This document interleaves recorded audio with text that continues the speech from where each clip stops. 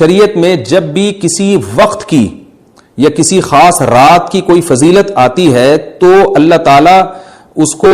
جو ہے وہ اس کا صحیح ٹائم نہیں بتاتے، بلکہ اس میں اختلاف ڈال دیتے ہیں۔ اس کی مثال ایسے جیسے جمعے کے دن حدیث میں آتا ہے کہ ایک وقت جمعے میں ایسا آتا ہے جس میں دعا لازمی قبول ہوتی ہے۔ اب ظاہر ہے وہ بڑا فضیلت کا وقت ہے، تو وہ وقت ہمیں متعین طور پہ بتایا نہیں گیا ہے، اس لیے علماء کا اس میں اختلاف ہوا۔ بعض نے کہا عصر کے بعد، بعض نے کہا کہ 2 خطبوں کے درمیان۔ لیلۃ القدر کو دیکھ لیں،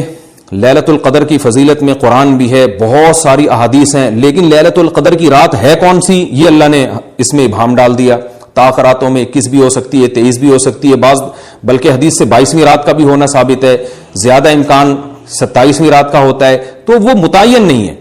علماء نے بیان کیا اگر لیلۃ القدر کو متعین طور پہ بیان کر دیا جاتا نا کہ یہی لیلۃ القدر ہے، تو بہت ساری اس میں جو ہے نا حکمتیں فوت ہو جاتی، جن میں ایک یہ بھی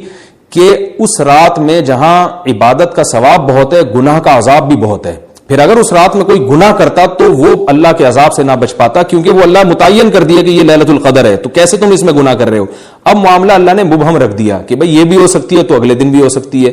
اور ایک فائدہ یہ بھی اس میں رکھا متعین نہ کرنے میں کہ لیلۃ القدر انہی کو ملے جو تلاش کریں، جو پورا عشرہ جاگیں گے ان کو لیلۃ القدر ملے گی۔ اگر اللہ اسپیسیفک دن بتا دیتا کہ 21ویں ہے، 23ویں ہے یا 25ویں ہے یا 22ویں ہے تو بہت سارے لوگوں کو لیلۃ القدر مل جاتی۔ تو اللہ نے جو مبہم رکھا ہے نا، تو ایک رات کی فضیلت اللہ نے بڑھا دی مگر اس کی تعیین میں ابہام پیدا کر دیا تاکہ جو پورا عشرہ جاگے گا اسی کو لیلۃ القدر ملے گی، اس کے علاوہ ہر آدمی کو نہ ملے۔ وہ ایک اللہ کی ایک حکمت ہو سکتی ہے اس میں۔ تو یہ 2 حکمتیں ہیں کہ اس میں گناہ اگر کوئی کرے تو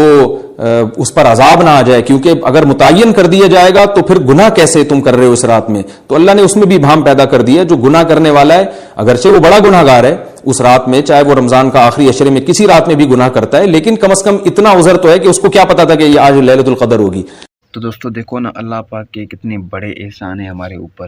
ہم جو گناہ کرتے ہیں اس کی معافی کے لیے اللہ پاک نے جو ہے ایک بڑی جو ہے رات عطا کی ہے، جس کا نام ہے لیلۃ القدر، شب قدر کی رات، جسے ہم اللہ پاک سے جو بھی دعا مانگیں گے اللہ پاک قبول کر لیتا ہے، ہمارے گناہ کی بخشش کر دیتا ہے، ہمیں رزق اس رات میں عطا کر دیتا ہے۔ لیکن ہم پھر بھی اللہ پاک سے جو ہے اللہ پاک کی نافرمانی کرتے، اللہ پاک کا عبادت نہیں کرتے، قرآن مجید نہیں پڑھتے،